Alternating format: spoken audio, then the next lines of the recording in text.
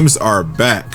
Finally! I'm sure fans of DC Comics have noticed there have been some exciting superhero game reveals, most recently for Marvel. What the fuck is that? That shit look fire. Hold on. Invincible, but none of them have been for DC. In fact, the only announcements DC had in 2025 were the official shutdown of Rocksteady's failed live service experiment and the cancellation of the Wonder Woman game, which also came with the death of Mindless Productions and the beloved Nemesis system. The one game DC fans were looking forward to, The Wolf Among Us 2, was nowhere to be found during summer. Ain't that a Telltale series? I think The Wolf Among Us 2 is a Telltale series. Game Fest, which has fans worried about another year-long delay or even a cancellation. But fortunately, things are about to get a lot better for the future of DC video games, as there was just a huge shakeup at Warner Bros. That will ensure the DC video game drought will come to an end and they'll get back to competing with Marvel. So today on Super News, I'll quickly break down the shakeup and go over what DC games are currently in development. First, Hulk smashed that like button to share the good news, or Zaslav made the shocking The CEO of Warner Bros., David Zaslav, made the shocking discovery that people love video games after the massive success of Hogwarts Legacy, and decided to come up with a plan to develop more games based on the popular IP they control. The general overview was to prioritize games based on Mortal Kombat, Hogwarts, Game of Thrones, and DC Comics. Well, the investors and other executives are all in, and this whole thing has just been made official. Variety dropped an article detailing the full restructuring plan of Warner Bros. Gaming. Under the plan, 3 game studio heads have Warner Bros didn't do Hogwarts. They didn't do Harry Potter.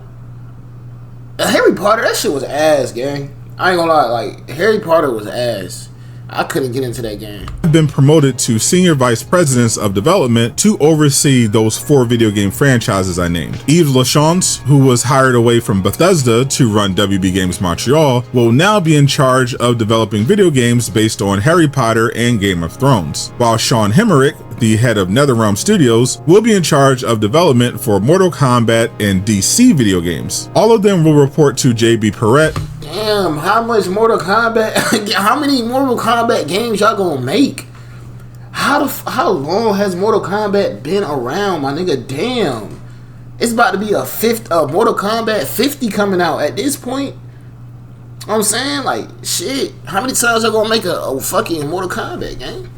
Who was put in charge to replace David Haddad. Haddad had been running WB Games into the ground for the past decade, which included canceling games based on Superman, The Flash, and Constantine. That's what I'm saying. Give us a The Flash game. Give us a game like The Flash, bro. Like, for us to get a fucking Superman, Batman game, we don't even got a... No, we do got a Superman game. It's just an older Superman game. You know what I'm saying? We should have been had another Superman game. We should have been had another Hulk game. We should have been had another... we should have been had a Green Lantern game. We should have been had a Flash game. Like, the fuck DC, what y'all on, bro? If y'all would have been made those games, that would have been a good competition when it came to Marvel. A Flash game, but y'all would have had to really make the game playable. Like, no trash shit like y'all movies. No shade. You know what I'm saying? As well as messing up the development of Gotham Knights by trying to force it to be live service slop. New head of DC Studios, James Gunn, has also been actively involved in helping the video game division, previously confirming he's met with Rocksteady and NetherRealm and has a game based on his DCU set to be revealed in the next few years. In addition to that mysterious DCU game, Rocksteady is in early development on a new single-player Batman game, according to Bloomberg's Jason Schreier, and Injustice 3 appears to be in development at NetherRealm, who officially wrapped up support on MK1. According to Ed Boon, the original plan had been to make an We do not want another Injustice game. Give us bro, DC, give us a game that's open world. Give us an open world superhero game, gang. Y'all keep giving it like, no, I don't want to play no Injustice game. Who the fuck want to play Injustice? Give us some shit we really want to play. That's y'all problem. Give us some shit we really want to play, man. Oh, man. Justice 3 instead of MK1, but they needed to pivot due to numerous struggles behind the scenes, including the pandemic. DC has also gotten more aggressive about licensing, as we just saw David Cornsweet's Superman make his debut in Fortnite. DC has tremendous potential to take back the superhero game space from Marvel, as they are sitting on many potential hits, such as open world games based on Superman, The Flash, or Green Lantern, as well as a long... What I just say, chat? A Flash and Green Lantern and Superman, we been needed them games. We been should have had them games. Y'all should be developing part 2 for each one of them. Y'all should be developing a game 2 for each one of them. Already, game 3, game 4, really a game 20. Y'all niggas trim.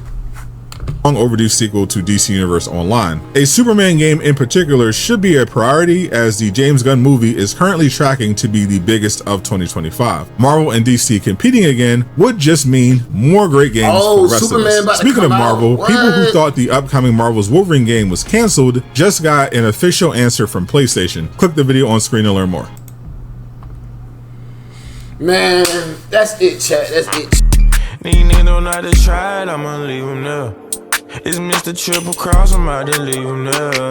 If I kill myself right now, I'll be the realest dead. If I kill